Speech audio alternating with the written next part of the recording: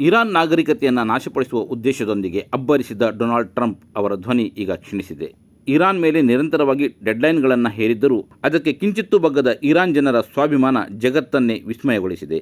ಅಮೆರಿಕದ ದಾಳಿಯಿಂದ ರಕ್ಷಿಸಿಕೊಳ್ಳಲು ಇರಾನಿನ ಸಾಮಾನ್ಯ ನಾಗರಿಕರು ತಮ್ಮ ಪವರ್ ಪ್ಲಾಂಟ್ ಮತ್ತು ಸೇತುವೆಗಳ ಮುಂದೆ ರಕ್ಷಣಾ ಕವಚವಾಗಿ ನಿಂತಿದ್ದು ಇತಿಹಾಸ ಪುಟದಲ್ಲಿ ಅಚ್ಚಿಡಿಯದೆ ಉಳಿಯಲಿದೆ. ವಿಶೇಷ ಏನೆಂದರೆ ಇರಾನಿನ ಆಡಳಿತ ವಿರೋಧಿ ಪ್ರತಿಭಟನಾಕಾರರು ಸಂಕಷ್ಟ ಸಮಯದಲ್ಲಿ ದೇಶದ ಪರವಾಗಿ ಸೆಟೆದು ನಿಂತದ್ದು ಟ್ರಂಪ್ ಲೆಕ್ಕಾಚಾರವನ್ನು ಬುಡಮೇಲು ಮಾಡಿದೆ. ಇದೀಗ 2 ವಾರಗಳ ಕದನ ವಿರಾಮವು ಇರಾನಿಗೆ ದೊಡ್ಡ ನೈತಿಕ ವಿಜಯವಾಗಿದೆ. ಈಗ ಇರಾನ್ ಕೇವಲ ಬಗ್ಗುತ್ತಿಲ್ಲ, ಬದಲಾಗಿ ಅಮೆರಿಕದ ಮುಂದೆಯೇ 10 ಅಂಶಗಳ ಕಠಿಣ ಷರತ್ತುಗಳನ್ನು ವಿಧಿಸಿ ದೊಡ್ಡಣ್ಣನನ್ನೇ ಮಂಡಿಯೂರಿಸಿದೆ. ಹಾರ್ಮುಜ್ ಜಲಸಂಧಿಯಲ್ಲಿ ತೈಲ ಸಾಗಾಟಕ್ಕೆ ಟೋಲ್ ವಿಧಿಸುವುದು, ಅಮೆರಿಕ ಸೇನೆ ಮಧ್ಯಪ್ರಾಚ್ಯದಿಂದ ಹಿಂದಕ್ಕೆ ಸರಿಯುವುದು ಮತ್ತು ಮುಟ್ಟುಗೋಲು ಹಾಕಿಕೊಂಡ ಆಸ್ತಿ ಬಿಡುಗಡೆ ಇವುಗಳೆಲ್ಲ ಪ್ರಮುಖ ಅಂಶಗಳಾಗಿವೆ. ಇರಾನ್ ಮತ್ತು ಅಮೆರಿಕವನ್ನು ಮಾತುಕತೆಗೆ ಒಪ್ಪಿಸಿದ ಕೀರ್ತಿ ಈಗ ನೆರೆಯ ಪಾಕಿಸ್ತಾನಕ್ಕೆ ಸಂದಿದೆ. ತಮ್ಮ ವಿರೋಧಿ ರಾಷ್ಟ್ರವೊಂದು ಜಾಗತಿಕ ವೇದಿಕೆಯಲ್ಲಿ ಶಾಂತಿ ಸಂಧಾನಕಾರವಾಗಿ ಗುರುತಿಸಿಕೊಳ್ಳುವುದು ಭಾರತದ ಪಾಲಿಗೆ ಹಿನ್ನಡೆ ಎಂದು ರಾಜಕೀಯ ವಿಶ್ಲೇಷಕರು ಅಭಿಪ್ರಾಯಪಟ್ಟಿದ್ದಾರೆ. ಭಾರತಕ್ಕೆ ಅಮೆರಿಕ ಮತ್ತು ಇರಾನ್ ಎರಡೂ ಹತ್ತಿರದ ರಾಷ್ಟ್ರಗಳೇ ಆಗಿದ್ದವು.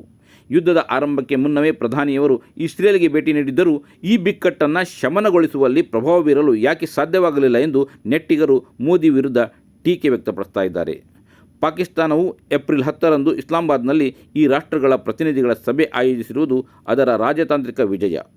ಭಾರತವು ತನ್ನ ಹಳೆಯ ಹಾದಿಯನ್ನು ಅವಲೋಕಿಸಿ ಜಾಗತಿಕ ಮಟ್ಟದಲ್ಲಿ ತನ್ನ ಪ್ರಾಬಲ್ಯವನ್ನು ಉಳಿಸಿಕೊಳ್ಳಲು ವಿದೇಶಾಂಗ ನೀತಿಯನ್ನು ಮರುರೂಪಿಸಬೇಕಾದ ಅನಿವಾರ್ಯತೆ ಇದೆ ಎಂದು ಪರಿಣಿತರು ಅಭಿಪ್ರಾಯಪಟ್ಟಿದ್ದಾರೆ. ಇರಾನ್ ತನ್ನ ಸ್ವಾಭಿಮಾನದಿಂದ ಗೆದ್ದರೆ ಪಾಕಿಸ್ತಾನವು ರಾಜತಾಂತ್ರಿಕ ಚಾಣಾಕ್ಷತನದಿಂದ ಸುದ್ದಿಯಲ್ಲಿದೆ. ಆದರೆ ಭಾರತವು ದೊಡ್ಡ ಅವಕಾಶವೊಂದನ್ನು ಕೈಯಾರೆ ಕಳೆದುಕೊಂಡಿದೆ. ಸ್ನೇಹಿತರೆ, ನಿಮ್ಮ ಅದ್ಭುತ ಬೆಂಬಲದಿಂದ ಸನ್ಮಾರ್ಗ ನ್ಯೂಸ್ ಚಾನೆಲ್ ಈಗ 2 ಲಕ್ಷ ಸಬ್ಸ್ಕ್ರೈಬರ್ಗಳನ್ನು ದಾಟಿದೆ.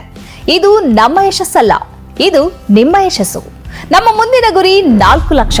ಇದು ಕಷ್ಟವಲ್ಲ. ನೀವು ಮಾಡಬೇಕಾದದ್ದು ಸಿಂಪಲ್. ನೀವು ಸನ್ಮಾರ್ಗ ನ್ಯೂಸ್ ಚಾನೆಲ್ ವಿಡಿಯೋವನ್ನ ನಿಮ್ಮ ಸ್ನೇಹಿತರಿಗೆ, ಕುಟುಂಬದವರೊಂದಿಗೆ ಹಂಚಿಕೊಳ್ಳಿ ಮತ್ತು ಅವರಲ್ಲೂ ಸಬ್ಸ್ಕ್ರೈಬ್ ಮಾಡಲು ಹೇಳಿ. ನೀವು ಶಕ್ತಿಯನ್ನು ಕೊಡಿ, ನಾವು ನಿಖರ ಸುದ್ದಿ ಕೊಡ್ತೇವೆ. ಧನ್ಯವಾದಗಳು.